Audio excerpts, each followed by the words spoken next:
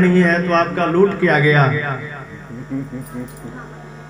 सनकादिकों से नारद जी बताए कि भैया पूरे भारतवर्ष में, पूरे विश्व में भारत भूमि एक ऐसा जगह है जहाँ घूमने से अमृत जैसा अनुभूत होता है।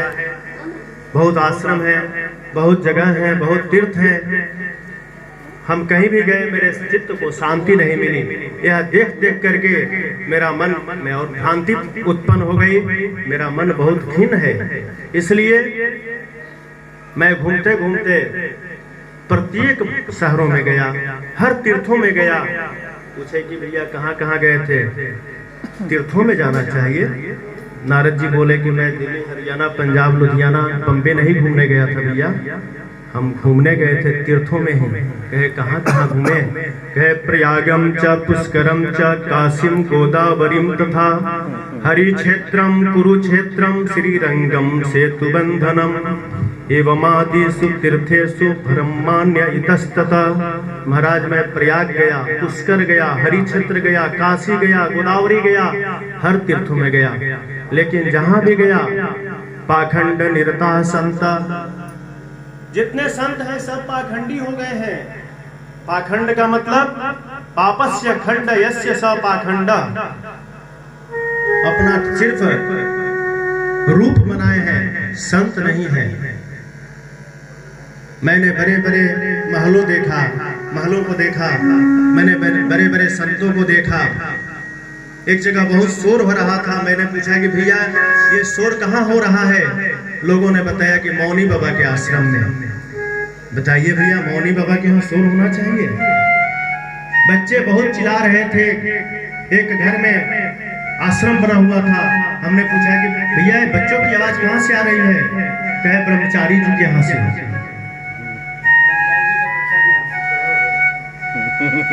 जो हमारे मन में शांति मिलनी चाहिए, बड़े बड़े भवन देखे, किसका है भैया? कहे त्यागी जी महाराज की। यह देख देख करके तो मेरा मन और भ्रांति फैल गया। इसलिए भैया हमने अब सोच रखा कि चलो अब हम वृंदावन चलते हैं, जहाँ भगवान का प्रादुर्भाव हुआ था। इसलिए हम वृंदावन आ गए। वृंदावन में आए तो हमारे मन को और शांति नहीं मिली। यहाँ आकर के और मेरा मन अशांत हो गया। और क्या हुआ? हमने गृहस्थों के यहाँ भी गया। गृहस्थों की यह दशा देखी कि घर में श्रीमती जी की ही चलती है, पति कुछ नहीं कर सकता। तरुणी प्रभुतागे है श्याल को बुद्धिदायक कन्या विक्रियनो लोभात दंपति नाम च कलकनम। घर में सामंजस्य नहीं है, पति पत्नी में ही विवाद फैला हुआ है। अगर घर में कोई नया काम करने के लिए या कुछ आगे बढ़ने के लिए निर्णय लेना है तो ससुराल से साले साहब को बुलाया जाता है कि मामा जो कहेंगे वही होगा। यह देख करके मेरा मन तो और खिन्न हो गया। और जो बाकी साकी था वह आकर के वृंदावन में मेरा मन खिन्न हो गया। वृंदावन में आप क्या देखें? कहे कि महाराज मैं विचार करके यमुना तट सीधे वृंदावन पहुंचे। वहां जाकर के देखा भैया आश्चर्यजनक बात। क्या? तताश्चर्यम मया दृष्टम सूर्यतां तन्मुनीश्वरा एका तु तरुणी तत्र निसन्नाखिन मानसा। मैंने देखा कि एक युवती खिन्न मना होकर के, बहुत दुखी होकर के बिलख रही थी, रो रही थी। और उसके अगल बगल से बहुत स्त्रियां बैठी हुई थी जो पंखा झल रही थी, कुछ समझा रही थी, कुछ बता रही थी। उसका दुख देख करके तो मेरा मन किया कि मैं चलूं, लेकिन मैं विचार किया कि झूठ मूठ के लफड़ा में जाने से क्या फायदा। इसलिए वहाँ खाली मताएं ही मताएं हैं, इसलिए हमको खिसक चाहिए। इसलिए भैया हम गए नहीं। लेकिन उस देवी ने मुझको देख लिया और आवाज दिया क्या?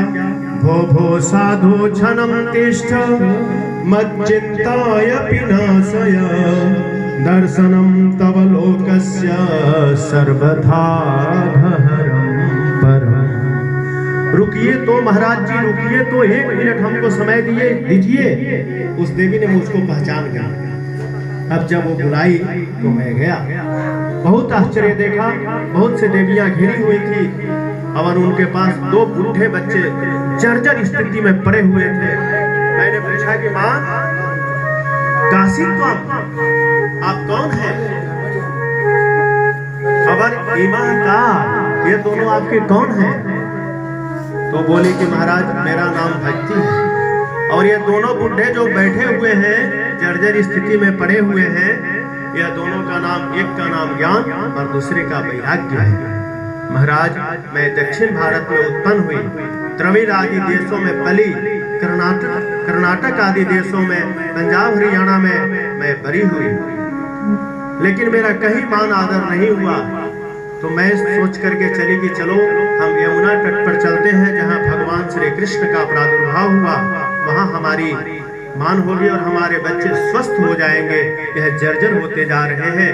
नारद जी, मैं आपसे बताती हूँ कि अगर मेरे बच्चे स्वस्थ नहीं हुए और युवावस्था को नहीं प्राप्त हुए तो इदम स्थानम परित्यज्य विदेशम गम्यते मया, मैं यह स्थान छोड़ करके विदेश में चली जाऊंगा।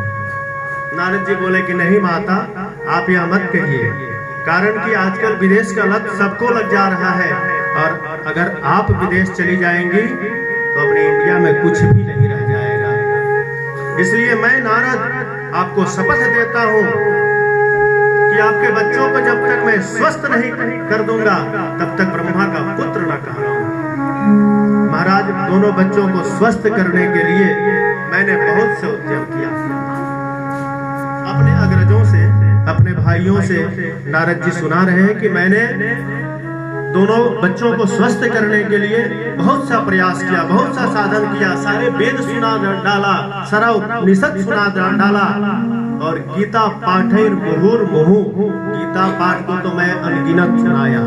जब गीता पाठ हम खूब सुनाते थे तो दोनों बच्चे थोड़ा हिल डोल जाते थे, और जैसे ही बंद करते थे मर जाते थे। अब तो मेरा मन बड़ा खिन्न हुआ कि अब मैं क्या करूं, कारण कि मेरे पास जितनी औषधि थी हमारी औषधालय में सब मैंने चटा दिया, अब मेरे पास कुछ रह नहीं गया। अब मैं जब चिंतातुर हुआ तो आकाशवाणी हुई,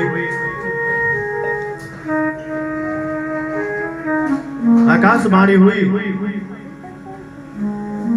व्योमवाणी तदैवान्य तदैवा भुवनमासीसे खिद्यतामिति उद्यम्य सफलस्तेयं भविष्यति न संशयः। नारद जी उद्यम करो,